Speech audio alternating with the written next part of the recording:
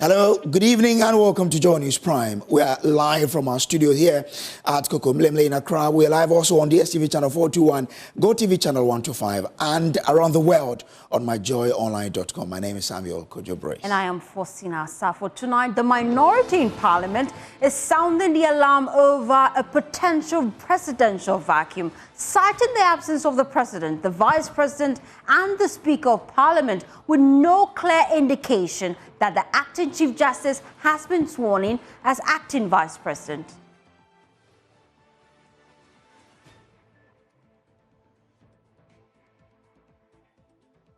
As acting President, well, we have details of that tonight on Joy News Prime. Also, don't expect the price of spare parts and other imported goods to drop anytime soon, as GUTA members reject appeals for price reduction despite months of strong city output, insisting it is early days yet.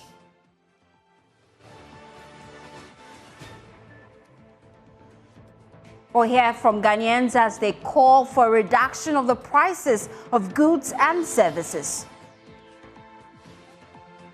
Also, Center for Democratic Development, CDD, describes controversy surrounding the gold board CEO's dollar gift as a significant test for President Mohammed's commitment to accountability and transparency.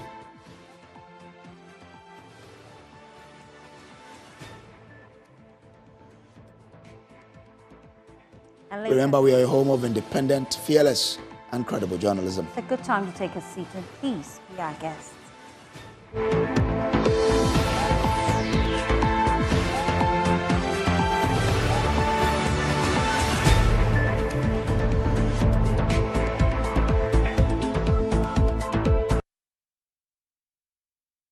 The NPP minority is tonight sounding the alarm about what they call a presidential vacuum that they declare has left the country without a president, acting or a substantive. As of this morning, President John Mahama was in Togo. The Vice President is still on sick leave. The Speaker of Parliament, we understand, is also out of the jurisdiction. Minority member on the Finance Committee, Dr. Tia Kabiru, says the country is tonight without leadership, although it is not yet clear if the acting Chief Justice had been formally sworn in to act as president. I'm surprised that in all this discussion, we don't even know where the president is. We don't even know where the vice president is. We don't even know where the speaker is. Of course, you know where the president is in Togo as of this morning. The vice president is still on medical leave in the United Kingdom. The Speaker of Parliament, it's unclear for me where he is, but the president we know is in clearly Togo. This country is without leadership because the Constitution provides that in the absence of the president, the vice president, in the absence of both the speaker, right? In the absence of the speaker, the chief justice, we don't have chief justice. As to whether acting chief justice can be acting president, it's even an issue. So as a member of Parliament, you are not aware of any kind of transfer of power in the absence of the president? The president has not communicated to members of Parliament. He might have committed to the speaker, and the speaker has the responsibility of informing members of Parliament. But are you aware whether there's been any kind of a temporary swearing-in ceremony in the absence of the president? I'm not aware of any of such. And if anyone is aware, they should educate us, right? But these are issues that I will defer. But it's something that we must be worried that the president and the vice president and the speaker can just get up and leave the country and leave everyone wondering where we are when the Constitution provides that when someone is not there, this person should be sworn in to take these duties. The law says that in the absence of the president, the vice president should act. The vice president, as we know as of now, is still on medical leave in the United Kingdom. In the absence of the vice president, it is the Speaker of Parliament. Well, as far as I know, we are not privy to any kind of a swearing-in ceremony as demanded by the Supreme Court. And then in the absence of the Speaker of Parliament, it is the Chief Justice. The Chief Justice on suspension, the acting is still in office. But nothing official as far as the change of command is concerned. Yeah, I hold the view that acting Chief Justice is not the Chief Justice. And he cannot be made to superintend over the country. It's an issue for constitutional interpretation. Maybe someone would have to invoke that and ask for clarity, right? I know Kukaza had cause or someone had a cause about the swearing in, whether the person must necessarily be swearing in. There must necessarily be some swearing in. The Supreme Court actually had the ruling that, yes, it must necessarily be sworn. Right. It cannot be by way of, by default, once the person is not there, the person acts. So we have jurisprudence, we have precedents guidance of this. But when both or the three of them are not there, and we have acting Chief Justice, it's a constitutional right. Away from that, traders have rejected public calls to reduce prices of spare parts and imported goods despite the Ghana's cedi's recent rebound against the US dollar. While consumers say they have waited long enough and are demanding that prices reflect the currency's gains. In Kumasi, some retail traders and everyday shoppers are demanding answers, accusing businesses of profiting from the past crisis while ignoring the current stability. Rabna Akwe reports. The cedi has seen some appreciation against the dollar in recent weeks. However, many Ghanaians say this improvement has not translated into a reduction in the cost of goods and services on the market. So what do everyday citizens make of this? We hit the market today to find out. The situation of the cedi is very good. It's good for the economy. Obviously, imports will be cheaper, and we're expecting that prices will start coming down. However, the traders are not obliging. Saturday, I'm a fan.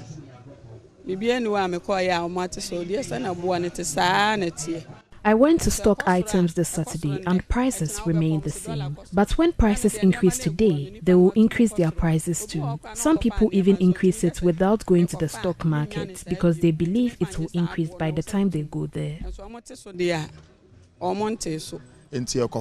Old price nana. We still buy some stuff at the old price, but at the end of the month, we are hopeful that it will reflect in prices. Meanwhile, leadership of businesses have been reacting to the developments, and the Ghana Union of Traders Association, GUTA, is urging traders to adjust their prices to reflect the city's performance in the local markets. So yes, we've seen some little drop of inflation by 100 basis points, fine, but that is not enough in terms of your price buildup. We had the stocks in our warehouses and our shops before the city started doing well. So all those stocks are not yet sold, and we bought those goods at the rate of 16 and 16.2. So if you're asking me to sell it at 13 rate now, it means I'm going to make losses. From the view shared, it is clear that while the city may be doing better on paper, many Ghanaians are yet to feel the impact in their pockets. The question remains, how long will it take before the microeconomic gains translate into everyday life? Reporting for Joy News, Rabna Akwe, Kumasi.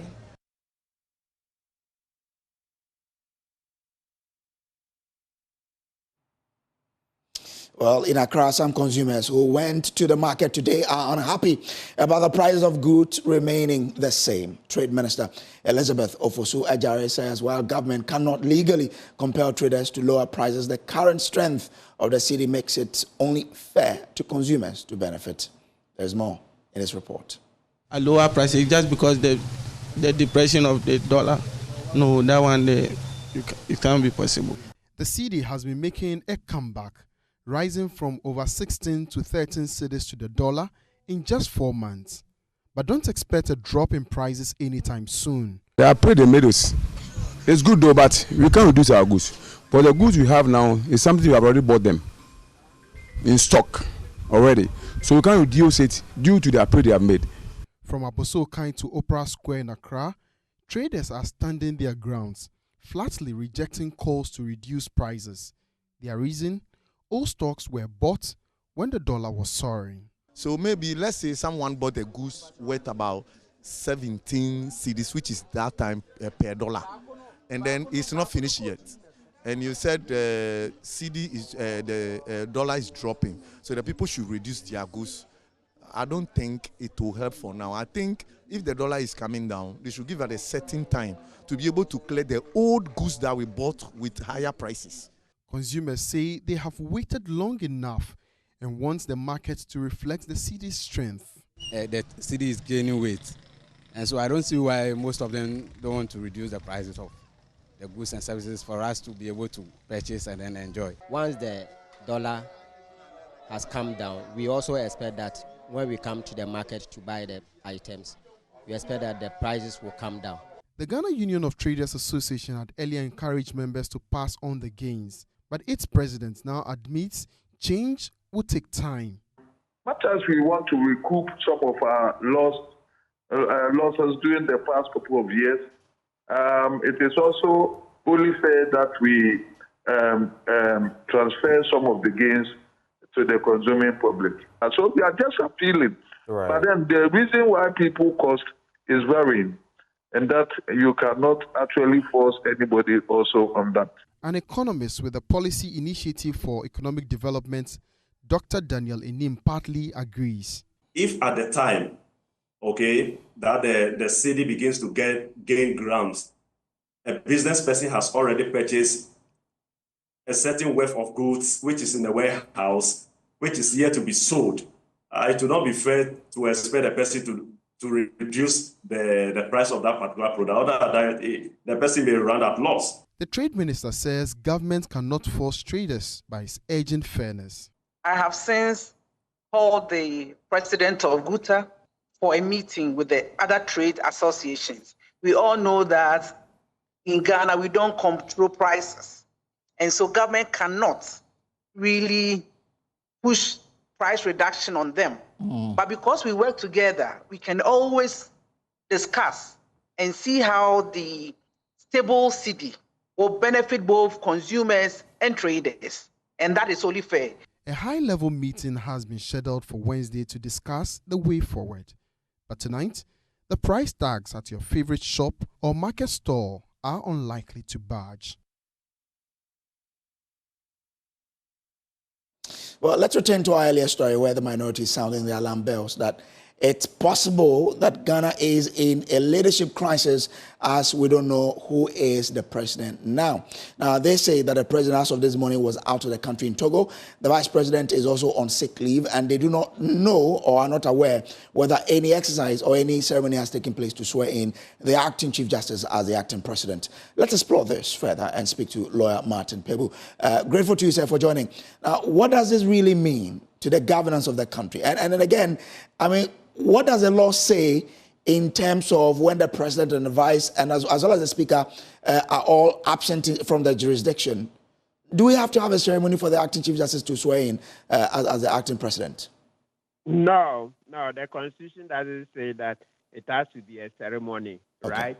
It's when the president dies or is being removed and the vice president is taking over, then that's the one that they do it in front of Parliament. So you remember when President Atta Mills died, then President Mahama, Vice President Mahama was sworn in before Parliament. Yes. That's it. But this other one is not supposed to be a ceremony that will be witnessed. So what the minority has said, we cannot say there's a leadership crisis. They are asking. So the first thing we should be interested in saying is that they are asking for evidence that Justice Bafu Boni has been sworn in. So it's only when they've written, they should show, have they written to the presidency to find out, and then maybe within some hours, maybe we can develop some protocols within a certain period. If no response comes in, then that is when they can say there's a crisis. Sorry to cut you. Must they write before we are being communicated to as Ghanaians that the acting CJ is possibly acting as the president? Because, so ideally, I'll go with you that ideally, once the acting CJ has been sworn in as president, it should be brought out, ideally. So I'm sure it's a learning curve for us.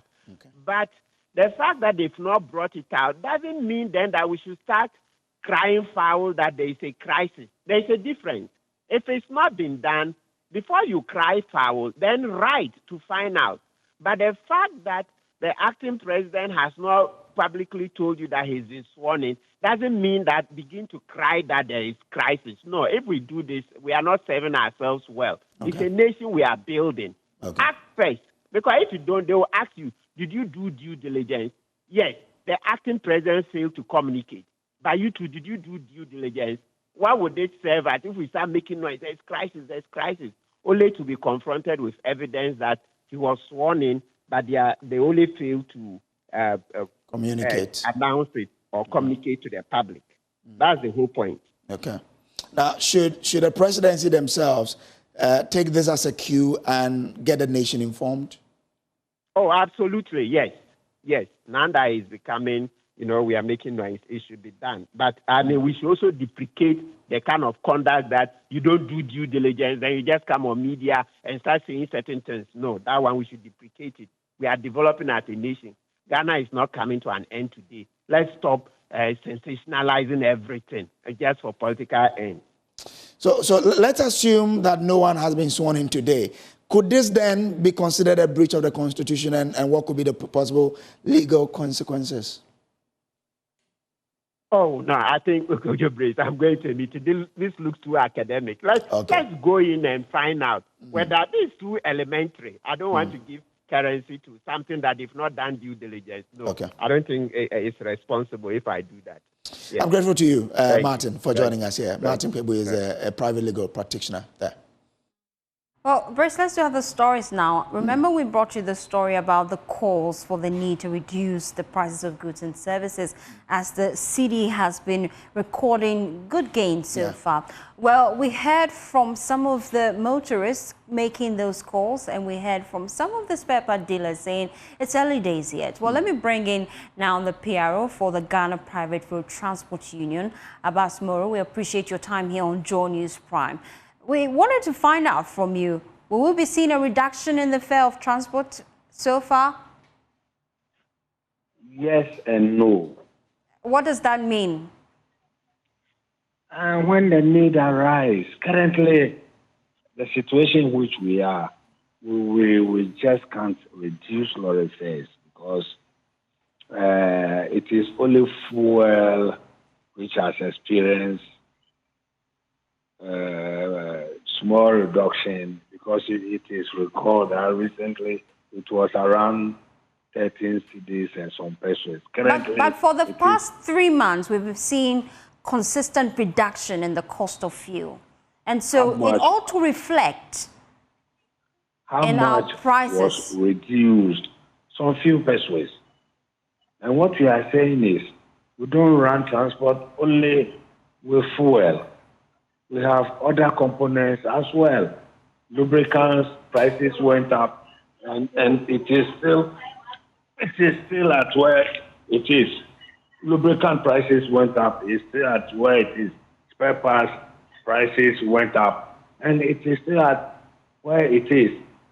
Just this very Saturday, I bought a 17-plate battery, which was being sold some time back around 600, 700. I bought it for 1,100, meaning all the other items which prices went up has never experienced any reduction. But at least we're seeing a reduction in fuel prices. Transport based on the reduction in fuel prices, should we expect a few reduction in terms of the cost of transportation from you, even by a few pesos at least? For now, no. For now, no. But in the near future, if things change, why not?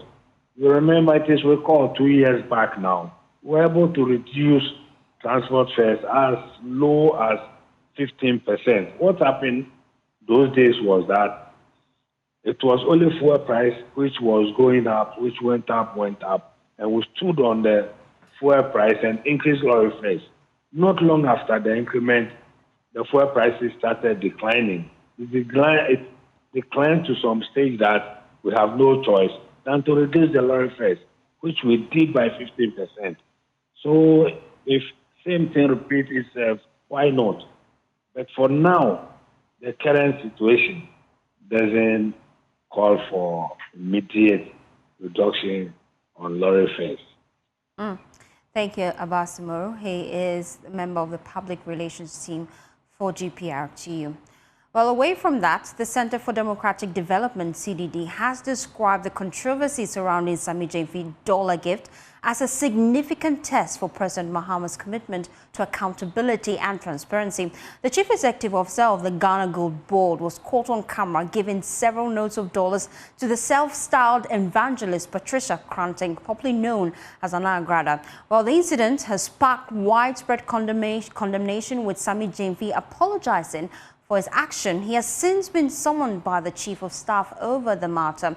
But speaking to MFR Deti on Journey today, the Director of Policy Engagement at CDD, Dr. Kojo Asante, called for investigation, saying the President's response will demonstrate his commitment and accountability to Ghanaians.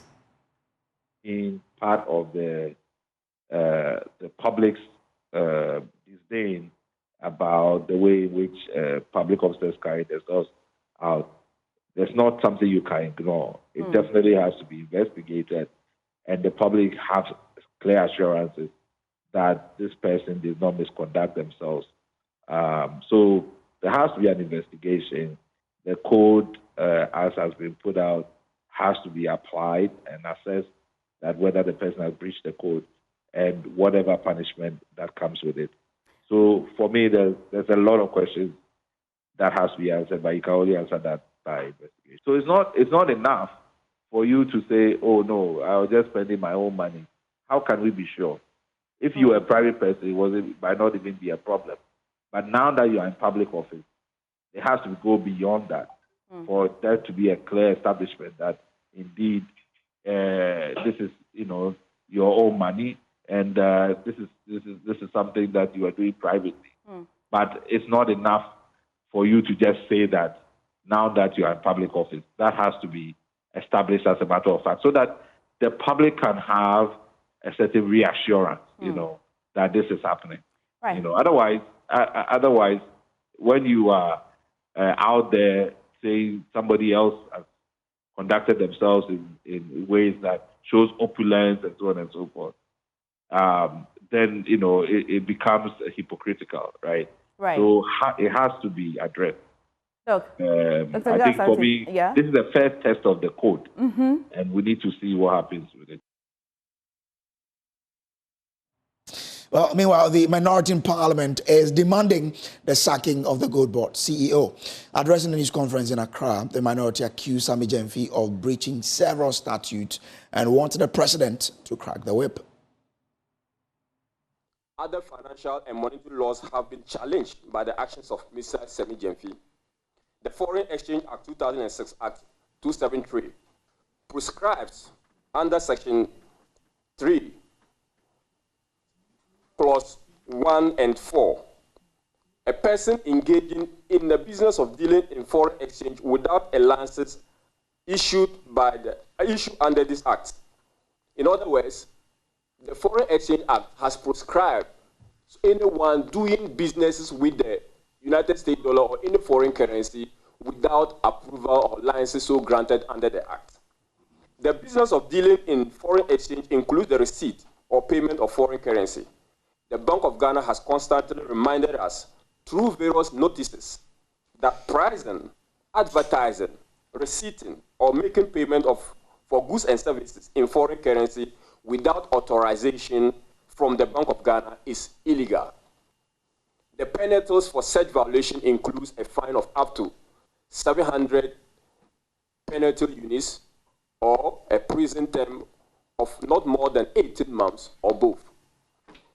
The Ghana cedi, or the Ghanaian cedi, is the only sole legal tender in Ghana. And for emphasis, let us repeat this. The Ghana cedi is the sole legal tender in Ghana. There is no justification whatsoever for keeping stacks of dollars because foreign exchange businesses and international payment are regulated under Section 16 and Section 15, which provides that, and I quote, each payment in foreign currency to or from Ghana between resident and non-resident or between non-residents shall be made through a bank. So if you have any payment to make, for which reason Mr. Sammy Gyamfi was holding United States dollars, stacks of dollars in his car or with him, he ought to have made said payment through the bank. The action of Mr. Sammy Gyamfi in keeping, spending, and circulating foreign currency is also an offense under Section 26 of the Currency Act. And for us, this Currency Act, 1964 Act, was promulgated for the purposes of ensuring that we do not pursue action that will lead to the deterioration of value of the Ghanaian cedi. And we put in place these financial and monetary laws for the purposes of safeguarding our economy and ensuring that our national sovereignty, because a country's sovereignty is also regulated by the currency. It defines the people. So any act you do that seeks to undermine your Ghanaian cedi is an offense under the Currency Act. And for choosing to spend in dollar in your economy, aside being against the Foreign Exchange Act, is also against the Currency Act.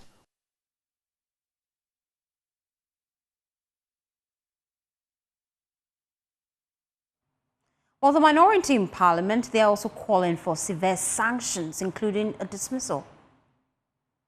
The President has clearly told the good people of Ghana that, just recently, about a week ago, that if you violate his whole code of conduct, you are going to feel sanctioned. By now, we should have seen a letter being issued dismissing Mr. Sammy or suspending him pending further investigation.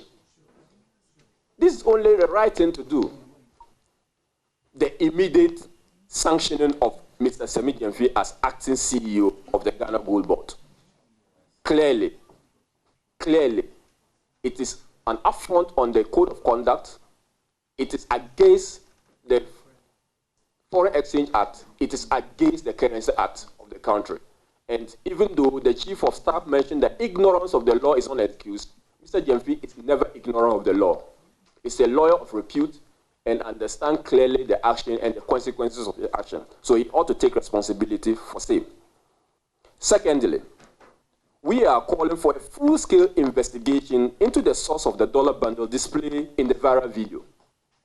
Where did he get the dollar from? Ordinary Ghanaian cannot go to the bank and request, even if you have a dollar account. You must demonstrate transaction. You must demonstrate that you are traveling out of the country in order for them to even allow you access your own dollar. So we need a full-scale investigation into the source of the dollar bundle display in that viral video. 3, we expect an apology from the President to the good people of Ghanaian for the insult this act represents to those suffering under this suffering economy. Let it not be said that this Parliament was silent in the face of such brazenness. We will not look on while public officers is desecrated and the Ghanaian people reduced to beggars in their own country. The NDC may wish to shrug this off as a personal error, which they have already started. But we are not buying that. Sammy Gyamfi represents the government.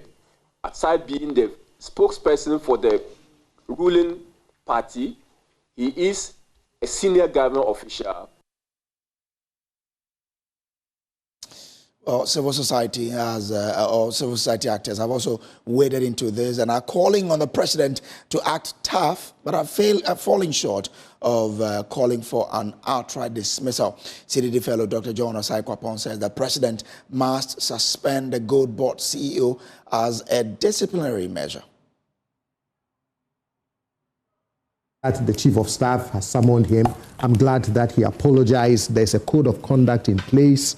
Whatever the appropriate sanctions are, I just hope that the president will demonstrate, swiftness in dealing with this in terms of applying the appropriate sanction, so that at least he can show that, look, this code of conduct that we have instituted, it's a policy that we intend to reinforce. You speak of appropriate sanctions. What would be appropriate from where you sit? Appropriate at most, suspension. At most? Yes. Suspension? Yes, at most. At most? Yes. Worst case scenario? Worst case scenario, yes.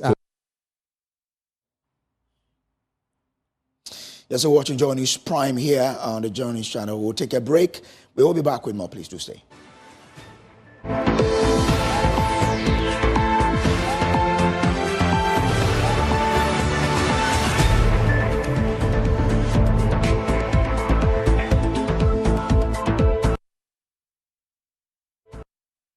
Thanks for staying with us. To other stories now. The Ashanti Regional Anti-Galamsey Taskforce is expanding its effort to protect cocoa farms from illegal mining activities. Cocoa farmers in rural areas have been complaining about the destruction caused by these miners, with some farmers reportedly selling their farms to them willingly, while others are being forcibly taking over. Nana Gyamfi has been engaging interest groups in the cocoa and mining sectors, and he filed this report. In 2021, the Ghana Cocoa Board said 19,000 hectares of farmland had been destroyed in key cocoa growing areas like the Western and Ashanti regions. Years on, the phenomenon has continued, negatively affecting the country's cocoa sector. Aside from the takeover of farmlands, water sources used in the cultivation of cocoa and other purposes on farms are destroyed by the activity. Amecha, a cocoa farmer at Bebiani, speaks of the challenges. She says the illegal miners are forcefully taking over our cocoa farms. They refuse to pay us for that. Our water bodies are also being destroyed. According to the Ashanti Region Anti-Galamsey Taskforce, complaints about the activities of illegal miners in cocoa growing areas are often received. Alongside the fight to rid river bodies and forest reserves of illegal miners, the team has resorted to take interest in cocoa growing areas. National Security Liaison in Ashanti Region, Captain Retired John Kwame Jabari, speaks of plans to rescue the farmers. Cocoa is the future of Ghana, so we'll not allow Galamsey people to bring down the production of cocoa. So when we went to the place that we went to, apart from then destroying the river body, a number of cocoa farms have been brought down by these menace in those areas over there. So that prompted us to come to the place, and most of the time it's not our own intel. It is the citizens over there who come and give us the information that these people are destroying our cocoa farms. CEO of Cocoa Board, Dr. Randy Abbey, has expressed interest in joining the cause. Well, we've been cooperating with the National Security Council, so it is something that we're doing. It is something which is dear to His Excellency the President. Meanwhile, the concerned Small-Scale Miners Association wants the task force to stay within forceful takeovers. President Michael Kwadwo insists some cocoa farms were legally acquired for mining purposes. We need to understand that mining comes with distraction. And in so doing, if the person has his license, and even if it's a cocoa farm, and the farmers are willing to give it out, I think the law permits them to mine within that core. For Joy News, Nana Gyamfi, Kumasi. The Ghana Maritime Authority has called on Parliament Select Committee on Roads and Transport to help strengthen regulations that can unlock the full potential of the maritime sector as part of broader efforts to create jobs and boost economic activity along Ghana's coast. There's more in the following report.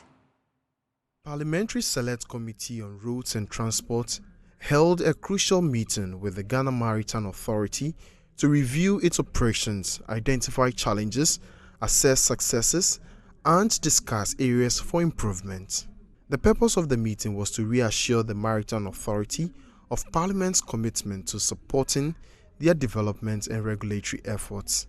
The Ghana Maritime Authority expressed that the timing of the meeting was perfect as it provided a platform to advocate for a passage of some key legislative measures that are crucial to the authority's operation. Dr. Kamal Din Ali highlighted the authority's key expectations from Parliament, particularly in areas that require legislative support and regulatory adjustments.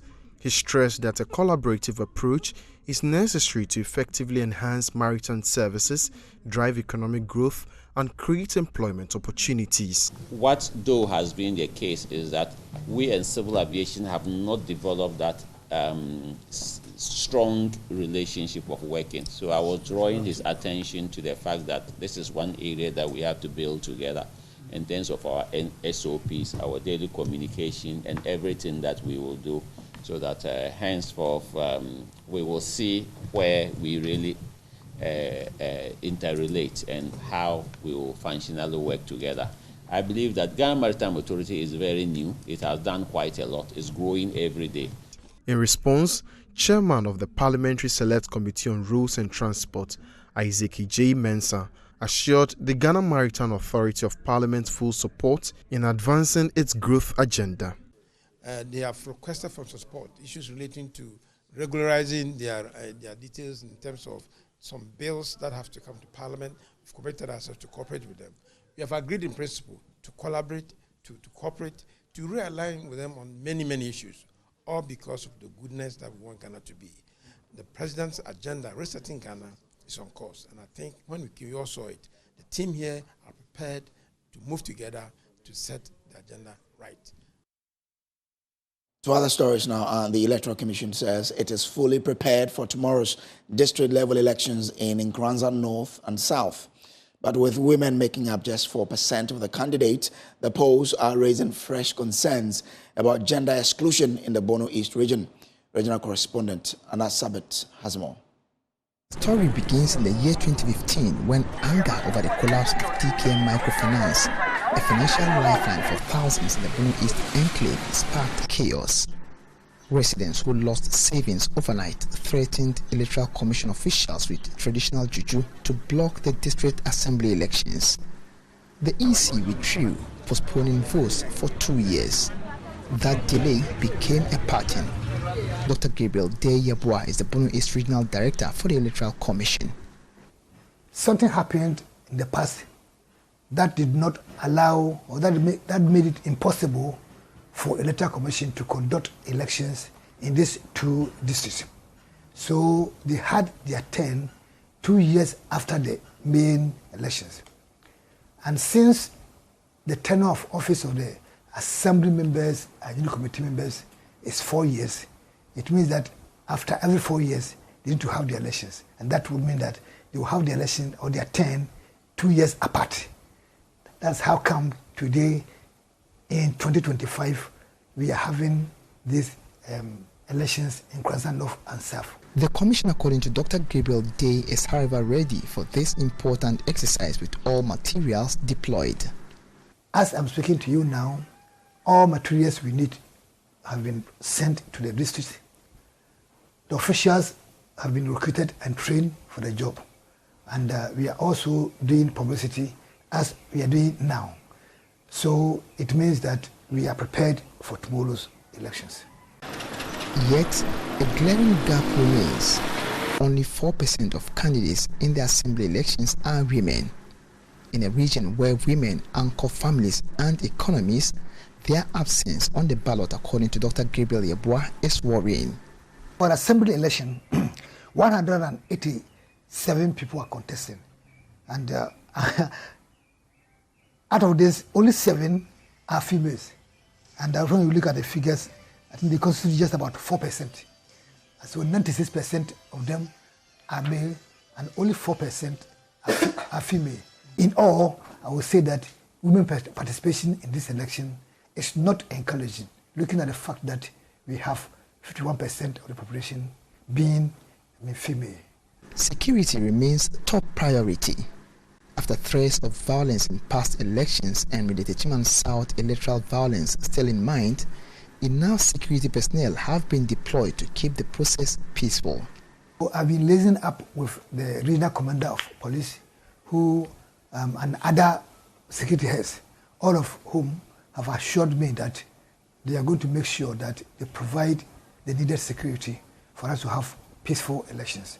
And I believe that based on that assurance and based on what I've seen them doing, I believe that we are going to have peaceful elections. Tomorrow's vote is more than just an election. It is another opportunity for the people to choose the next batch of community representatives for the next 4 years. Anna Sabit, Joy News, Nkranza. Away from Nkranza, relatives of the deceased have begun arriving at the Suhum government hospital to identify the bodies of individuals who died in a tragic dawn crash at Achim Asafo in the Kumasi Highway.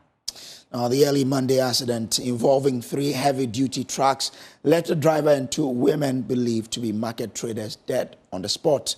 2 others sustained injuries. The crash was triggered when a cocoa-laden DAF trailer left in the middle of the road, leading to a deadly chain of crashes. Eastern Regional Correspondent Maxwell Kudako has more from the scene.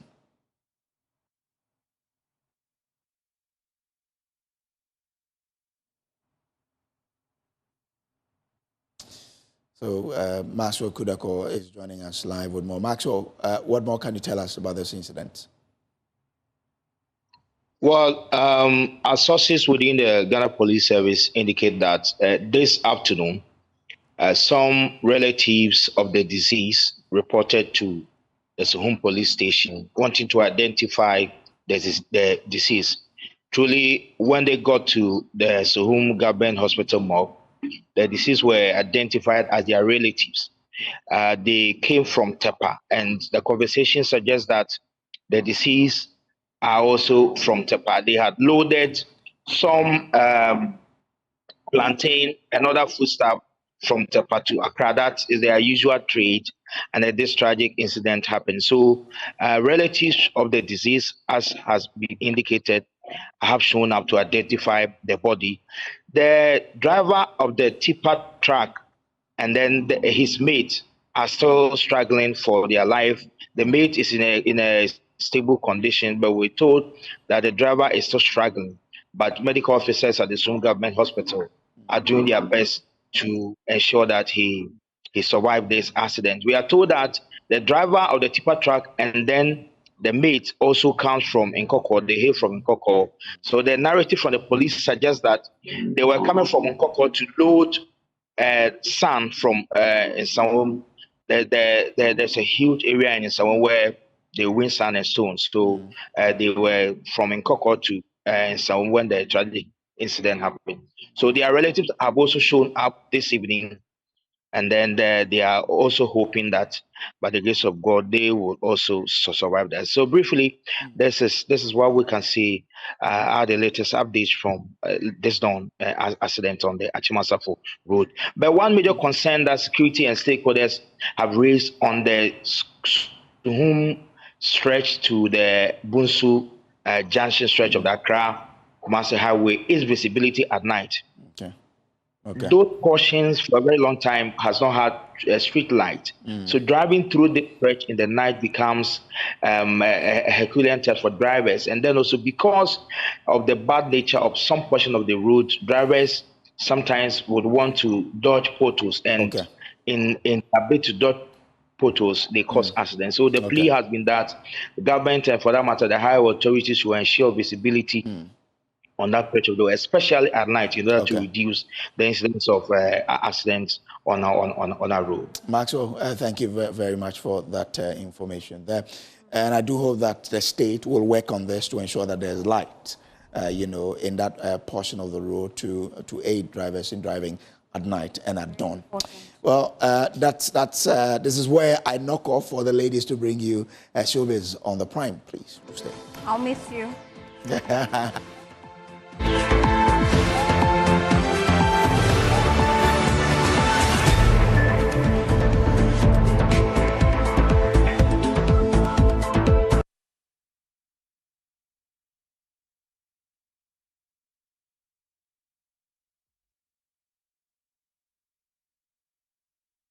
Well, it's time for Showbiz, and Becky Bex joins me in the studio.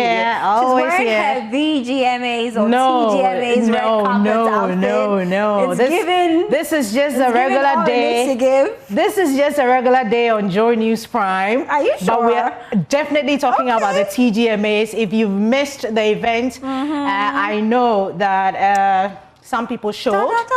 So the TGMA 2025, we're giving you the highlights. Of course. As you know, Kim Promise You won. predicted, Becky. Yeah, he This won. is your prediction working. He won the best album EP of the year for True to Self. He won obviously the most coveted award of the year, of the year, Artist of the Year, Afropop Song of the Year, and Kim Promise was kind enough to give us, a little bit of speech. Let's take that speech. Don't forget to thank the media, baby. Don't forget to thank the media. I saw the speech, and obviously everybody got the appreciation, but the media, of course, is missing. But it's okay. We still love Kim Promise. Another interesting. That's very important. Another interesting highlight of the night for Steve is Stonebwoy. Stonebwoy's performance. Everybody is talking about it. We're still talking about Stonebwoy. The right. Lifetime, let's just go through it. There was a Lifetime Achievement Award for legendary Yao Sapong. Kim Paluta also walked away. That's your man, right? Saman International Collaboration of the Year for the Doing of the Lord, Diana Hamilton. It was indeed the Doing of the Lord. And of course, Joe Mettle winning the Gospel Artist of the Year, the Male Vocalist of the Year award as well for that powerful ministration of Bawoba. And congratulations to everybody. Tomorrow, Kim Promise will be on Hit FM, and so we'll be giving you that exclusive with the Artist of the Year. Don't forget that Stonebwoy has also congratulated Kim Promise on his Artist of the Year. He said something on social media because he said, well, welcome back. Welcome to the club, winning team. Yeah, so that's just it for the news this evening. We're leaving with our red carpet attire. This is not a red carpet attire. You know it's not. Please log on to myjoyonline.com. That's where you find all the news. We're grateful.